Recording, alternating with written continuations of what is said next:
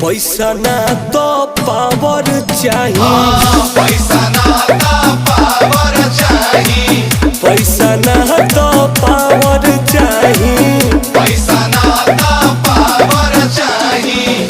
हमारा के दोसर हो कौन रे?